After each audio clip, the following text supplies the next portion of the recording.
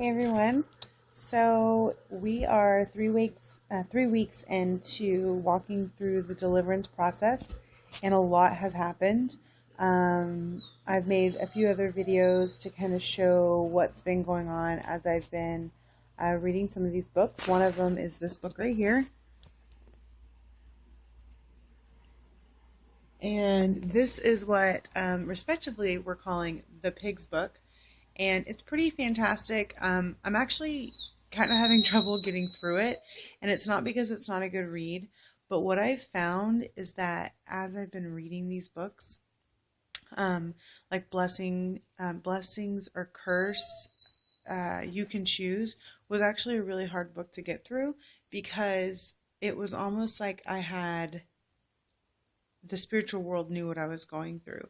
And it was almost like I would get super sleepy. Not sleepy like, oh, I'm reading a book sleepy, because I read all the time, and I read 50 Shades of Grey. I read all of those, 50 Shades Darker, all of those books, and I never had any problem staying awake. Then this book is super interesting, and yet I am passing out to the point where I don't even know that I'm going to sleep until I'm like, whoa, what just happened? So that was something that was kind of difficult to get through. There's a couple of instances where, I've been sharing these books with people. I've been really sharing with people in general what's going on with me. And I've found that um, there are a lot of ties to that people think that I'm a little weird, honestly. Some people just don't want to believe it. But yet I just smile and I love on them because God's doing amazing things in my family. He's doing amazing things in my life, in my husband's life, within our household. There's just some great movement that's happened. But what I will tell you is that um, deliverance and Christians being um, oppressed by demons is very, very true. It's not Hollywood. This is holy word. This is not Hollywood. Um, People think exorcism. They think, craziness. This is truth, and it's everywhere you see. I mean, how else is a pastor, being having to be stepped down from a predominant church because of infidelity and lust and perversion? That's a demonic influence. Why is it that the divorce rate in Christians is pretty much the same as any other person, non-believer? That is a demonic oppression. Fear, anxiety, all kinds of things. Demonic oppressions, they're not just a way of living. Sorry to tell you that there are many things that I've learned that I'm like, wow, I'm not going to speak sickness on me. I don't get sick. People have gotten sick like crazy in my department, around my job, and I just say, you know what, I don't get sick. And you know what, you're going to get better. And lo and behold, you keep speaking that, and it happens. And people go, wow, okay, maybe she's not so crazy. What is that pig book she carries around? So anyway, that's something that I've learned, is just to really see life in a different way, to see blessings and curses in a different way, to see someone and really look at their fruits. Somebody can talk a lot of noise, they can tell me whatever they want to tell me, but I look at their fruits. There was a guy the other day who, he had a passenger in his vehicle that was obviously very um, had been hit, I guess, with cerebral palsy or something, very, very strong sense of that disease there and that condition, if you will.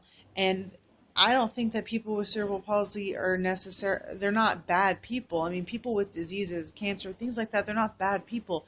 But God doesn't say, well, if you're a bad person and, or you're a good person, things won't happen to you. He says, my people will be destroyed due to lack of knowledge. And that's in Hosea 4:6. It says it plain in black and white.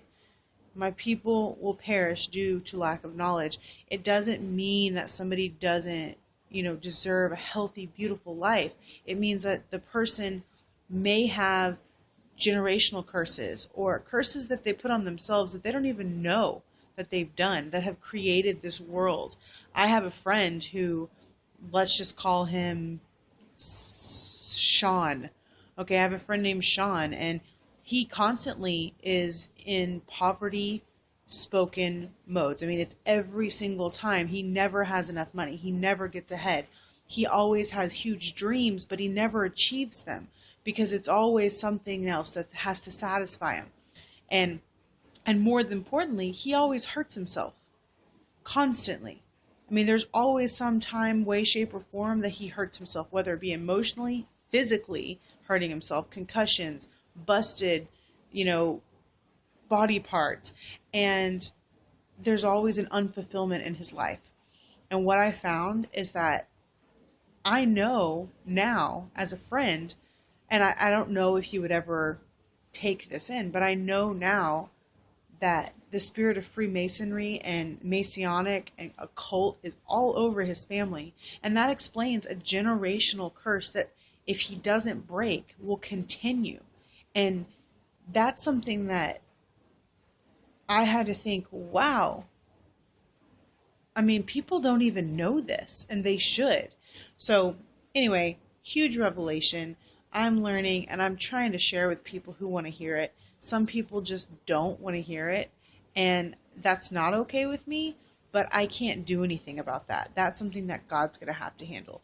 I have learned that, you know what, it's okay with me in the sense of like, I'm going to believe what I believe, you believe what you want to believe, but all I'm telling you is just follow the fruits of people. And I don't mean money. I mean relationships, children. You can look at material things if you really want to, but someone who's just constantly peaceful, someone who's bold, someone who has, a marriage that you go, wow, they are like best friends and they get along, and it's like she understands him and he understands her, and what makes them fulfilled, and why are their children so happy, and they have this awesome life, and yeah, they may be financially stable. That's a blessing from God. People in the Christian world think that you have to be poor. No, God wants to open the kingdom of abundance in your life, but there has to be, you have to be walking in prosperity. You have to also give to the kingdom. And so that's just all the stuff that we're learning in it. And to me, it's just so eye-opening. So I am one step closer to freedom, and I'm finishing up this book. I know that there are some oppressions in my life that I am about to just completely get rid of and just clean out that conduit that just the Lord's going to be able to just speak through me so vibrantly. And so I'm really excited to see where we're going with this. So anyway, thank you, and I will be in touch shortly. Bye.